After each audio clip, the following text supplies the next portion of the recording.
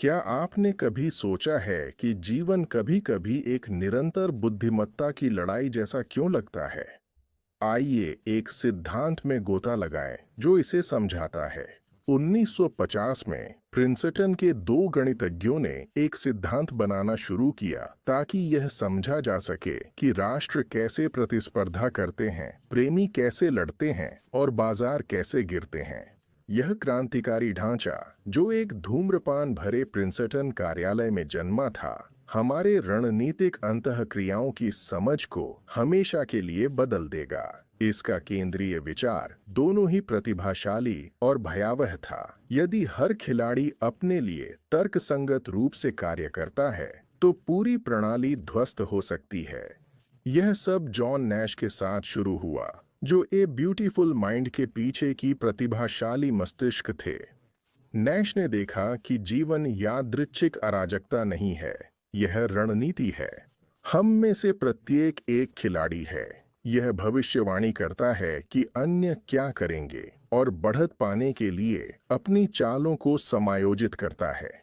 सिद्धांत में यदि हर कोई पूर्ण भविष्यवाणी तक पहुंचता है, तो खेल स्थिर हो जाता है। यह एक नैश संतुलन है, जहां कोई भी खुद को नुकसान पहुंचाए बिना सुधार नहीं कर सकता।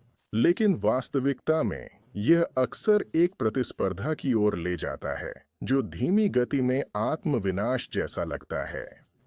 सबसे प्रसिद्ध उदाहरण कैदी की दुविधा है। कल्पना करें कि एक अपराध में दो संदिग्ध हैं। यदि दोनों चुप रहते हैं तो वे मुक्त हो जाते हैं, लेकिन विश्वासघात के डर से दोनों स्वीकार करते हैं और दोनों हार जाते हैं। यह तर्कसंगत खिलाड़ियों के सामूहिक रूप से अविवेकपूर्ण विकल्प बनाने का क्लासिक जाल है। यह सिर्फ दर्शन नहीं है, यह हमारे सुर्खियों की तर्क शक्ति है। हथियारों की दौड़, मूल्य युद्ध, राजनीतिक गतिरोध सभी एक ही जाल से प्रेरित हैं। वास्तविक खतरा गणित नहीं है। यह तब है जब हम यह मानने लगते हैं कि हर कोई इस तरह खेलना चाहिए, करता है। जब पर्याप्त लोग सोचते हैं कि विश्वास मूर्खता है और सहयोग कमजोरी है, तो मॉडल दुनिया बन जाता है। बाजार लालच की कीमत लगाते हैं, राष्ट्र प्रतिरोध के लिए निर्माण करते हैं। यहाँ तक कि दोस्ती भी लाभ और हानि की सूक्ष्म बातचीत बन सकती है, जो वास्तविक संबंध को क्षीण करती है। लेकिन खेल सिद्धांत यह भी बताता है कि शांति क्यों संभव है। यदि स्वार्थ संतुलन को नष्ट कर सकता है, तो यह इसे बना भी सकता है। जब हारने की लागत काफी बढ़ जाती है, तो स्थिरता तर्कसंगत विकल्प बन जाती है। यही कारण है कि परमाणु शक्तियां प्रत्यक्ष युद्ध से बचती हैं। पारस्परिक सुनिश्चित विनाश का संतुलन, यह एक नाजुक शांति है जो डर पर आधारित है, फिर भी अपनी ठंडी तर्क शक्ति में यह काम करती है। यहाँ विरोधाभास है।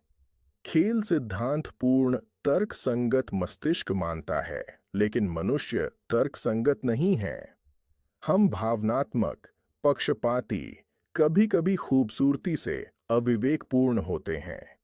यही वह है जो प्रणालियों को जीवित रखता है, प्रेम संतुलन को तोड़ता है, सहानुभूति लाभ तालिकाओं को फिर से लिखती है, परमार्थ खेल को रीसेट करता है। इनके बिना हम प्रतिशोध और अविश्वास के लूप में हमेशा के लिए फंसे रहेंगे। इसलिए अगली बार जब आप राजनीति, अर्थशास्त्र या यहाँ तक कि अपने डिनर टेबल पर अराजकता देखें, तो इसे याद रखें, यह अराजकता नहीं है, यह खेलों की एक श्रृंखला है। प्रत्येक खिलाड़ी सोचता है कि वे ही चतुर हैं, सभी एक साथ दौड़ रहे हैं, लेकिन सबसे चतुर चाल जीतने की नहीं हो सकती, यह नियमों को बदलने की है। क्योंकि सबसे खतरनाक खेल वे नहीं हैं जिन्हें हम हारते हैं, वे हैं जिन्हें हम भूल जाते हैं कि हम अभी भी खेल रहे हैं।